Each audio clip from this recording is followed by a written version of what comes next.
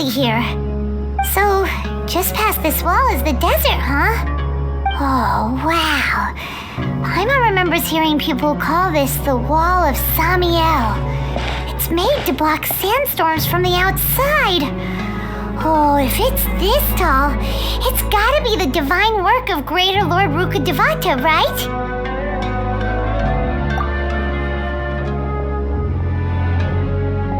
Enough gawking.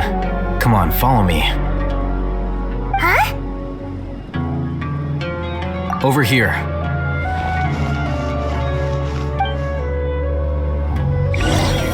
Oh, Haven went that way! Let's hurry up and follow him. Wonder what he's up to.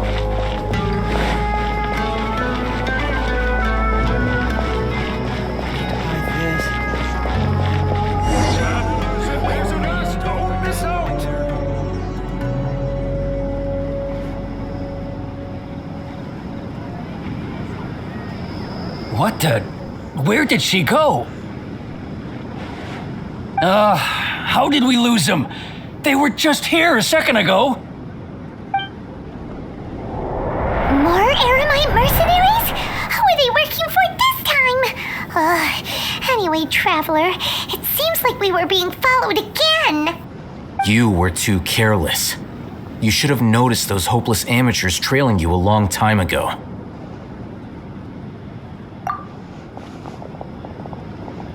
There's no need to thank me. I've never cared to keep track of personal favors. All I did was correct a mistake I happened to come across. It's a habit I developed at the academia. You really gave Paimon a scare, Alhaitham. We never thought we'd run into you here. Last time we met at Port Ormos, didn't you say you were going back to the academia? Wait, don't tell Paimon that you're here to take us back on their orders. Oh, so you've already landed yourselves on the academia's hit list. I can't say that I didn't expect it. However, had I wished to turn you over to the academia, don't you think you'd already be the Eremites' honored guests by now? Oh, right. You do have a point. I have no interest in running errands for that project. As a scholar, I've always belonged to the camp that promotes researcher autonomy. And these days, you're more fascinating than anything the sages can offer. Not quite. To tell you the truth, I'm still investigating the Divine Knowledge Capsule. Unfortunately, I've run into some difficulties. Everyone says the capsule originated in the desert and was eventually moved to Port Ormos. If I am to get to the bottom of this, I must understand how the capsule first came to be. Which brings me back to you and why you're so interesting. The leader of Ain al-Ahmar used the Divine Knowledge Capsule right in front of you, and upon seeing him, your expression became perplexed, and you were lost in thought for quite some time. To have that kind of reaction, I think you must have realized something. Are you interested at all in sharing what you've been hiding from me? Alhaitham, you really have a ridiculous eye for detail. What kind of person even notices or remembers stuff like that? So that's your answer. Well, I do work for the academia after all. So considering that, it is indeed wise to keep your cards close to your chest. But that does prove you do have some undisclosed information about the Divine Knowledge Capsule. Am I right? No matter. Rather than simply learning the answers from you, I'd still prefer to investigate on my own. Speaking of, you two are also headed to the desert? That's right! We have the same plan as you! But we don't really have any concrete goals at the moment. Then I'd suggest starting with Aru Village. It's the largest settlement in the desert, so it'll probably have more resources and intel than anywhere else. Well, would you like to head there together? It's always better to travel with someone you know. Let's go!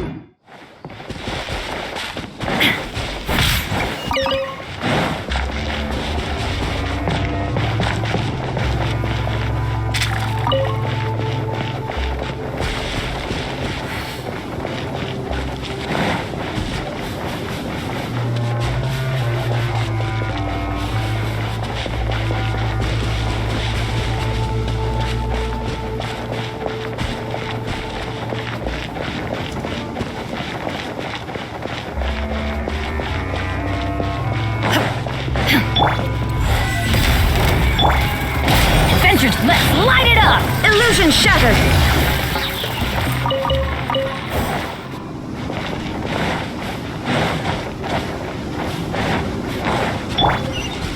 Live!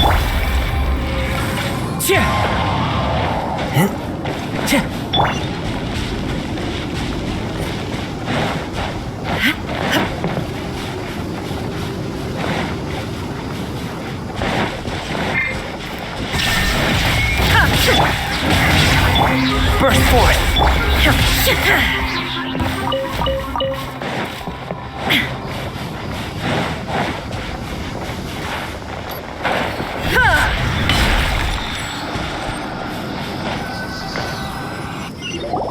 Before us lies Aru Village, the safe haven of the desert folk. Whoa, this landscape is really something else. What a cool place! Let's go check it out!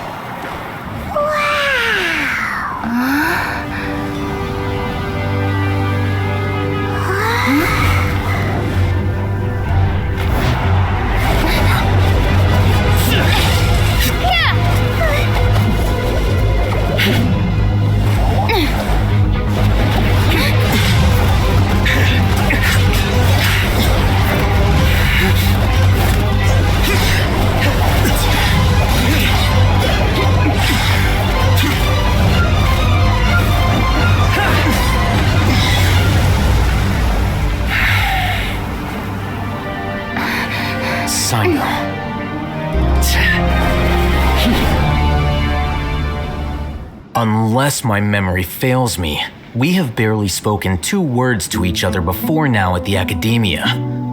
Would you care to enlighten me as to when and how I invited the General Mahamatra's wrath? Oh, Hatham, do not think you can escape my judgment just because you managed to escape my attack. Judgment? So that's how you'd characterize your actions here, is it? Or would elimination perhaps be a more accurate description? Had I used my full strength, not even this traveler would have been able to stop me. Though styled like an assassination, I sought only to ensure that my target would be unable to flee or resist. Standard practice for the Matra, as well you know. Seemed to me more like your own personal touch. Who is that, Al-Haytham? Did you call him General Mahamatra? Yes. General Mahamatra Sino, head of all the Matra at the Academia. He's a formidable hunter, and the ultimate nightmare for any who have committed academic crimes. You seem to have placed a lot of trust in Al-Haytham, to the point of blocking an attack for him. If I were you, I'd never choose to side with him. I wouldn't believe a single word that comes out of his mouth. I have been pursuing this scribe for a long time. I urge you, stand back and do not seek to defend him any longer. Otherwise, there will be consequences.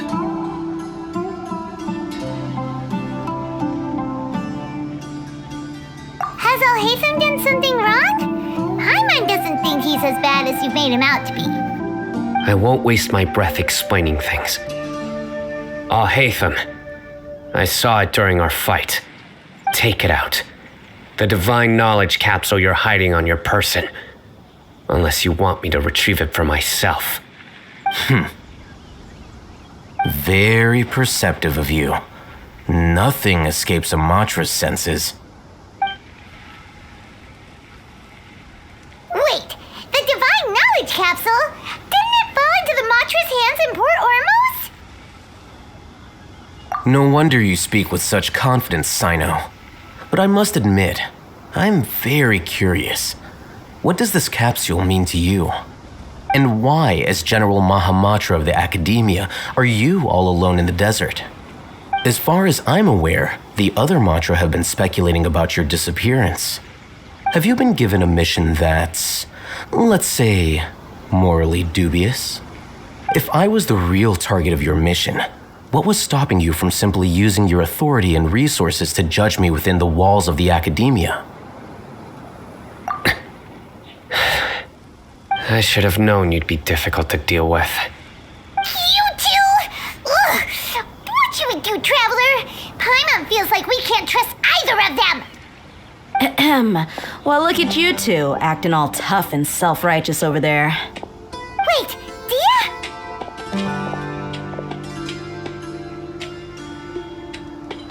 Great! Finally, someone that we can trust!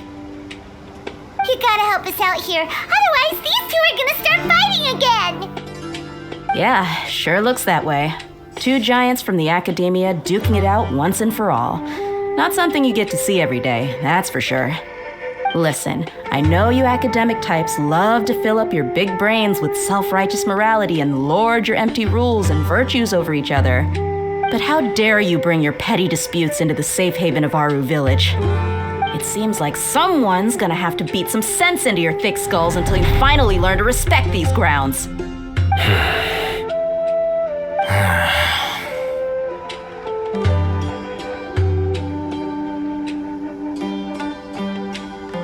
Hey, did either of you hear a word I just said? Whoa, what's going on? The wind's so strong! Is this a sandstorm? Paimon's gonna get blown away! Another sandstorm? What's up with these recently? Hey! All of you, over here, quickly! We have to take cover! Someone's calling for us! Oh, this wind is too strong! Let's get over there! That sounded like Candace. Come on, you two. Jeez, are all of you Academia folks such hard work? Move it! All right, stop yelling.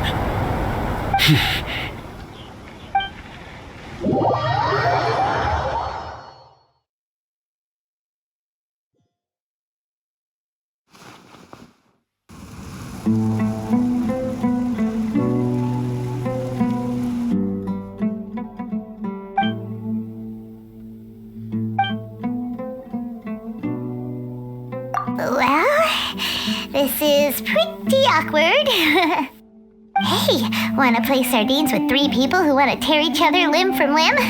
Sure, why not? Sounds fun. The air is so thick and heavy. Paimon can hardly keep floating anymore. My sincere apologies, everyone. This is the home of our village chief. I will have to ask you to make do with this small room until the sandstorm dies down. Please, let me introduce myself. I am Candace, protector of Aru Village. Our savior has come at last! Nice to meet you, Candace. The name's Paimon. Thank you so much for helping us. There's no need to thank me. It's only right to help each other when the weather gets rough. Wow, she's so gentle and caring, like a nice older sister. Unlike those guys over there. All right, now that we're all better acquainted, we should return to the topic at hand. As a guardian charged with the responsibility to protect my fellow villagers from harm, I was observing your conflict from afar, even before the sandstorm started. And now that you have set foot within Aru Village itself, it is all the more my responsibility to make absolutely sure that you pose no threat whatsoever to us. So please, have an honest and sincere conversation with one another and put your hostile feelings to rest. If anyone dares to start anything again while they are under this roof, I will not hesitate to send them out for some quality time with the creatures of the sandstorm. Oh, on second thought, Paimon may have misjudged Candace's character. And that goes for you too, Miss Dia. Do I make myself clear? All right, we got it, Candace. That's what I like to hear. So, which of you will begin? I was supposed to be a mediator, but I might have gotten a little too involved just now. Anyway, one of those two should probably start talking. Wait, that was you trying to be a mediator? I have nothing to hide, so there's no shame in explaining myself. While Al-Haytham wasn't wrong about the other Matra not knowing my whereabouts, it's not because I've been assigned a morally dubious mission. Rather, I've chosen to exile myself. Huh? Exile yourself? A little while ago, I discovered that there was data missing in the Academia's project planning and development files. What little they did report clearly did not match the project's actual progress. As General Mahamatra, I had the responsibility and authority to request an audit. However, to my surprise, the person responsible for the erroneous data was none other than Grand Sage Azar himself. I tried to investigate the issue myself before submitting a formal audit request, but I soon found that all leads and potential pieces of incriminating evidence were carefully concealed from me. I began to realize that they were cautious of me from the very beginning. Unsurprisingly, the Grand Sage rejected my audit request as soon as the submission reached his desk. He even said to me, "The power of the General Mahamatra is granted by the sages. You have no right to judge us." So they really are up to no good. I realized then that to the Grand Sage, the Matra are nothing more than tools for the sages to assert and maintain their control over knowledge. The vows that we took, the principles that we strive to uphold, they are meaningless to the academia of today. I believed it would be wise to flee the academia before the sages had a chance to take action against me.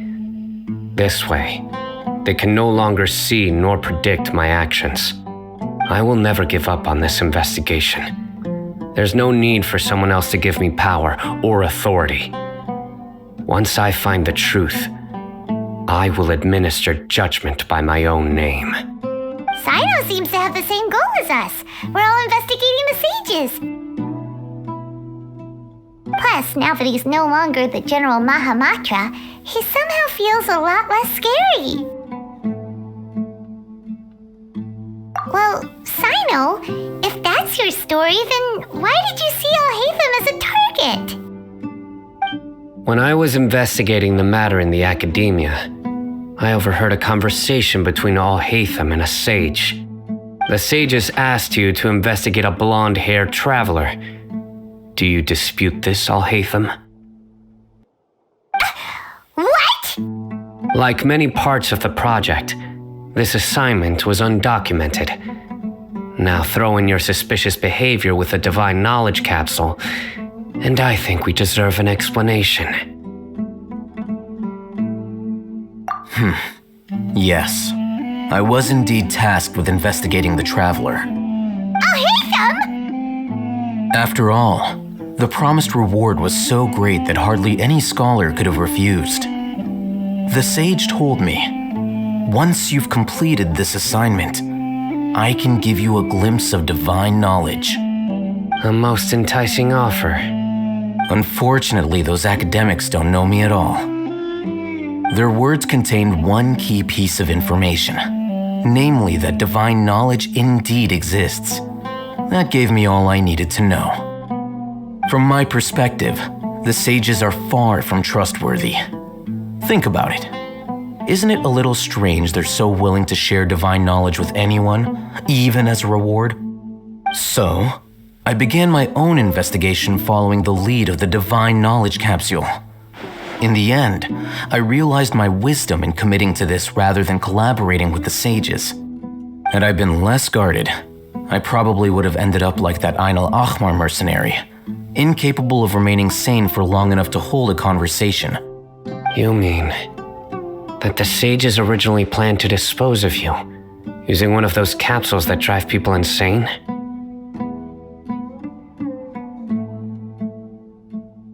I'd already given up on the assignment by then.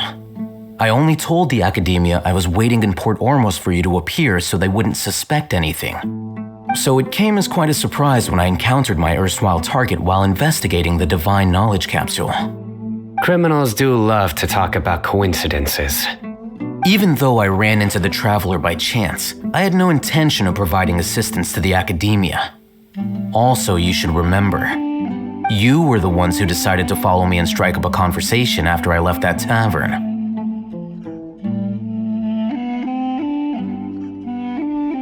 That's true. Al-Haytham helped us out at Caravan Rebat as well. Maybe he's telling the truth. I'm willing to apologize if that's worth anything to you. I took the Divine Knowledge Capsule behind your back because I judged its existence to be a significant risk. I felt that it would be best for no one to interact with it before it had been properly studied. After all, curiosity often proves to be the most dangerous thing in this land. You should be well aware, Scribe Al-Haytham, that curiosity can also lead you to danger and suspicion. Answer me this. Did the sages share any information about their project with you? Have I not made myself clear? You and I are both distrusted by the Academia. Do you really think they would tell me anything? Fine. Although you haven't completely proven your innocence, I won't regard you as an enemy, for now. As you wish. Good. I'm glad to see you two clearing up your misunderstandings. And now you, Dia. I believe it's your turn. Oh, sorry.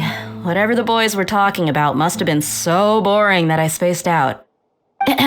My situation is pretty straightforward. My employer, Dunyarzad of the Homayani family, is friends with the Traveler and is currently recovering from her illness at home. I had nothing going on, so I decided to return to our village for a visit. I was actually looking forward to a pretty exciting time getting back together with everyone here. But then I saw these two random guys in the middle of a pointless argument. It ticked me off, and things went downhill from there. Is that all?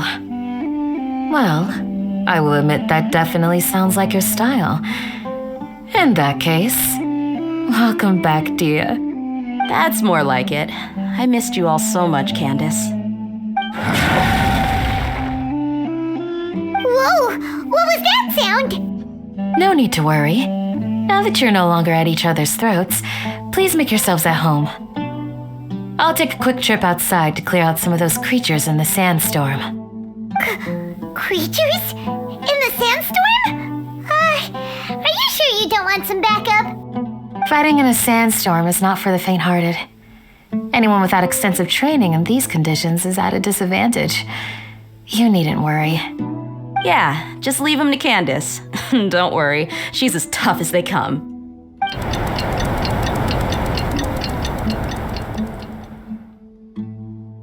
The wind's died down. That means the sandstorm's over, right? Candace still isn't back yet, though. Is she alright? Maybe we should go out and check on her.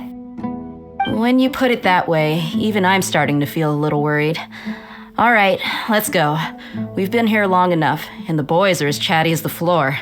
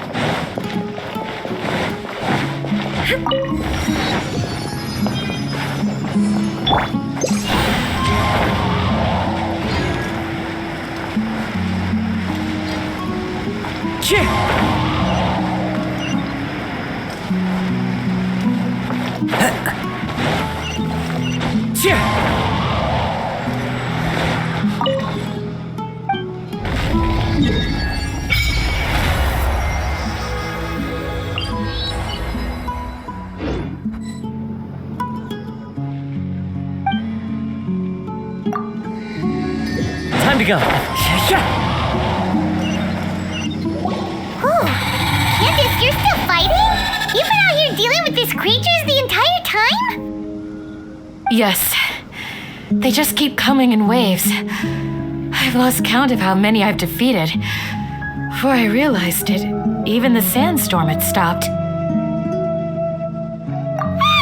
Here comes another wave! Leave this round to us. I got interrupted earlier, but now I have something to take my anger out on. It's been quite a while since I've seen the flame mane in action. I'll leave these to you then. I'll be sure to put on a good show. Let's go!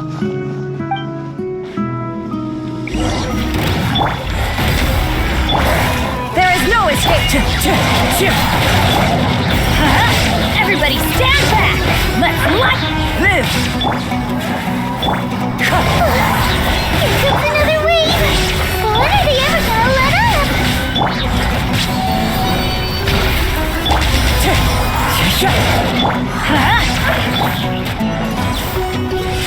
Illusion shattered!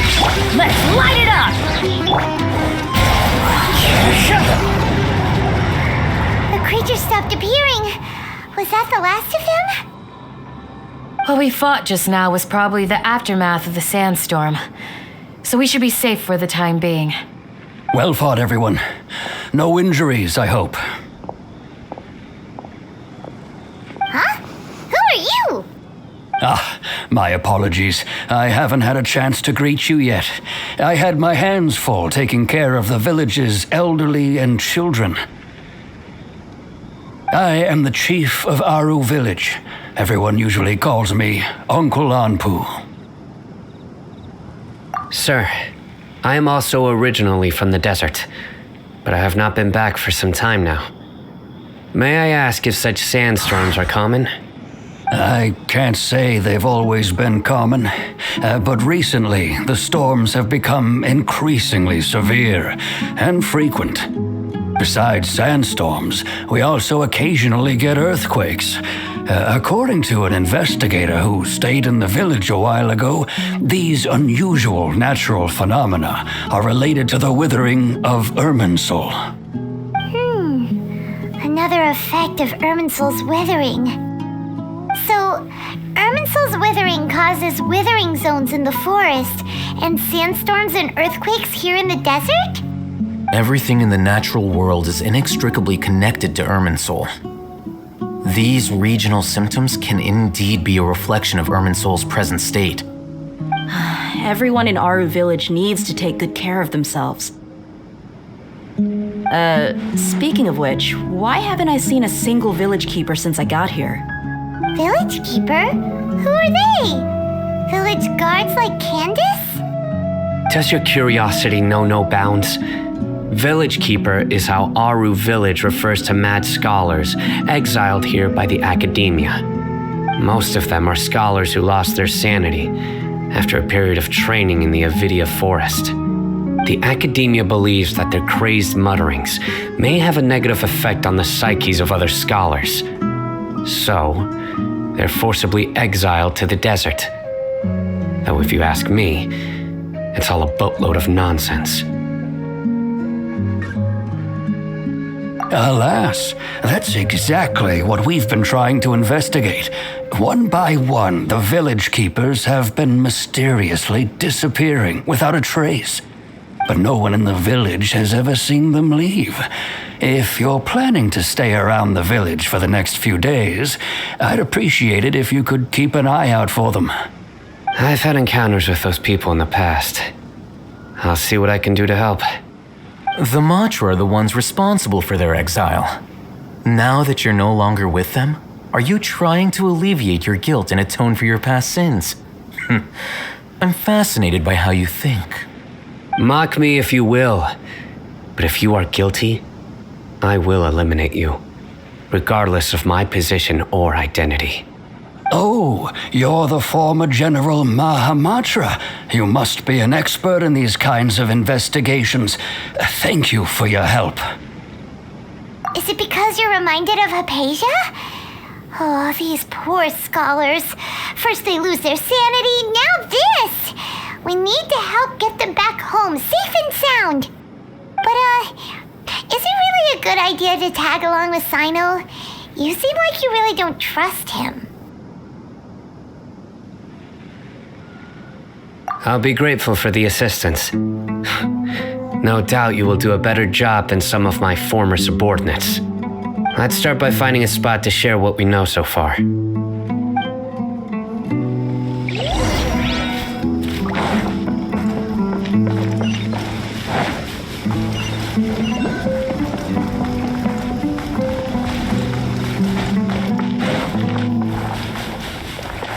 Time to go.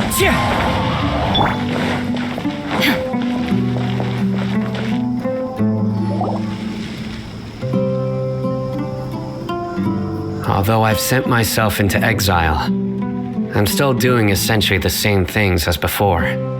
Do you still have any questions for me before we start our investigation? One of my former subordinates told me that this title has its origins in a strange incident. The Academia has long exiled mad scholars to Aru Village. A mysterious phenomenon exists here. When mad scholars first arrive, they are as incoherent and deranged as before. But after spending some time here, they invariably begin to calm down. Initially, the people of Aru Village greatly resented having to take in the mad scholars. But a strange incident one night changed that. Aru Village was struck by the strongest earthquake in living memory. Seeing buildings on the verge of collapse all around him, the then chief of the village was preparing to take everyone to safety. Suddenly, he noticed a mad scholar crouching in a corner, caressing the ground with his hands. A soft, green light radiated from him, like a divine glow against the backdrop of night.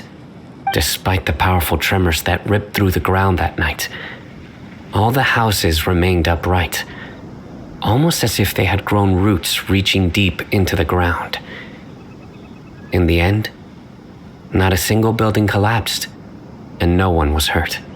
After that, the people of Aru Village treated the mad scholars with greater kindness, and began to refer to them as the village keepers. A soft green light? A mad scholar protecting Aru Village? What do you make of it, Traveler? Paimon thinks so too. Actually, Sino, do you know if any of the mad scholars continued to wear their Akasha terminals at Aru Village? In theory, they would continue wearing them so the Academia could still monitor their activities. With that said, the main Akasha system would no longer have any interaction with them. Oh, no wonder! Everything makes sense then! Add in the fact that they calmed down, it was probably Nahida who calmed them. If you are able to draw a conclusion from this one story alone, then it appears you possess much more information than I do. So, what do you make of the story?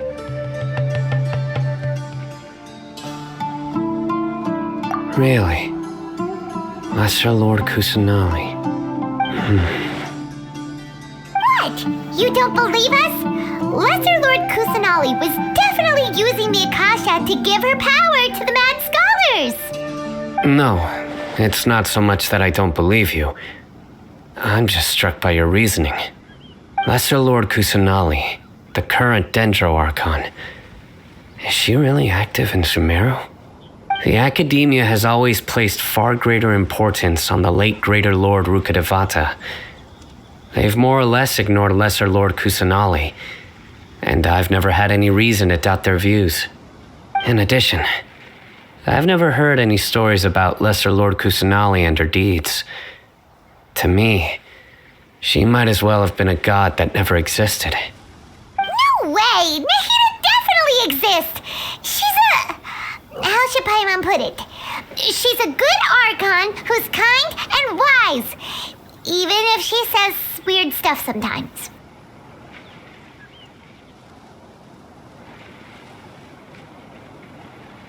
I've spent many years interrogating criminals, so I can easily tell when someone is lying. Good! Then you should know that we're telling the truth. That look in your eyes. I've never seen that from a liar.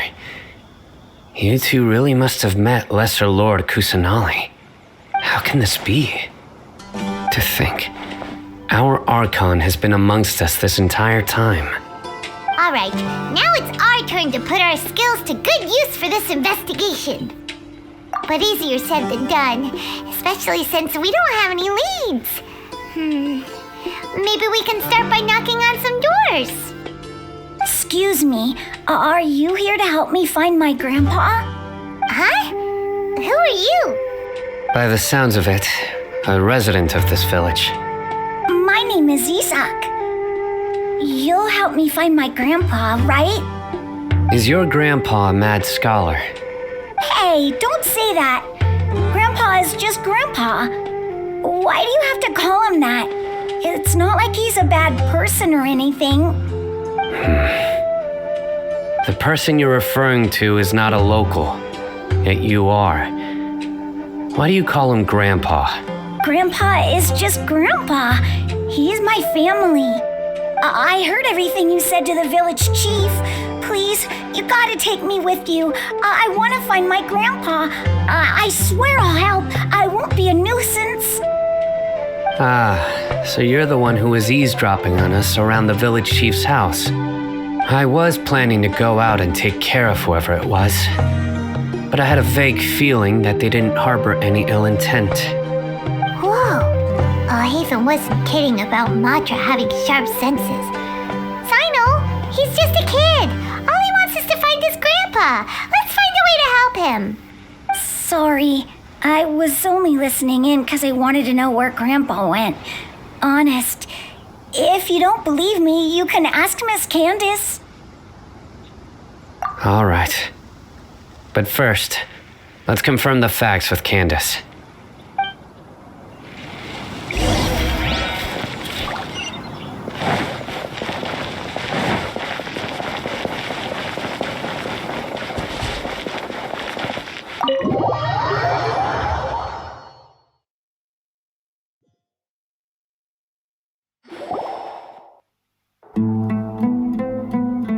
Sino is super vigilant.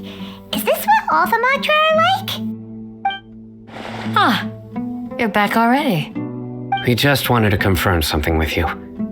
Do you know a boy by the name of Isak? I had a feeling he'd go looking for you. Huh? You knew this would happen? Yes. Although he tried his best to stay hidden, I still noticed him eavesdropping outside the window. He really wants to get his grandfather back. Isak's parents were both Aramite mercenaries who rarely returned to the village after finding employment in the city. He was raised by his grandfather. Unfortunately, it was only a few years before his grandpa passed away.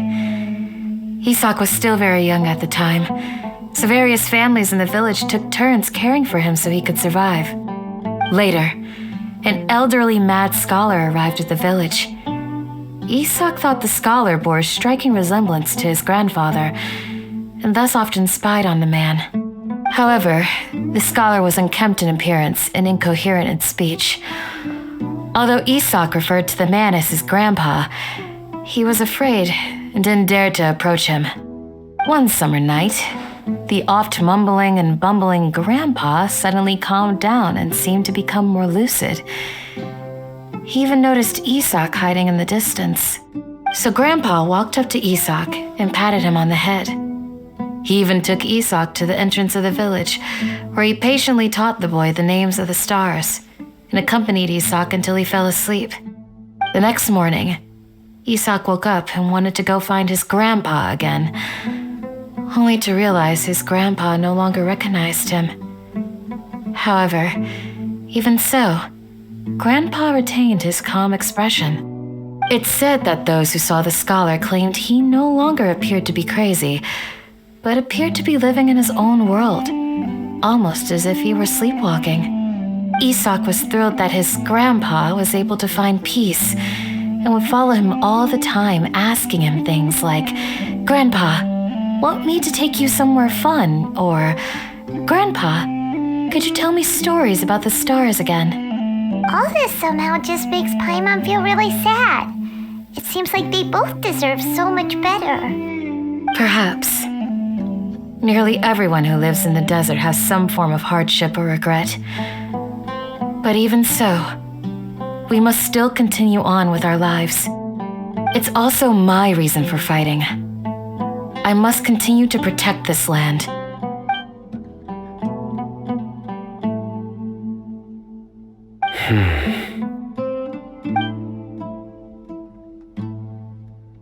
Maybe the people have always had a considerate god watching over them. Huh? What did you say, Sino? No, nothing. As long as Esau keeps his word and doesn't get in our way, we can take him along. Perhaps you are more compassionate than I gave you credit for.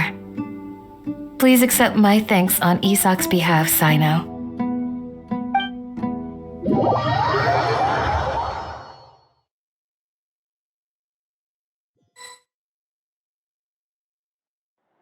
Hey, Isak! Oh, it's you guys! We've cleared everything up. Let's go find your grandpa. Really? Wow! Thank you so much! Yeah! All right. Let's ask the local residents some questions first.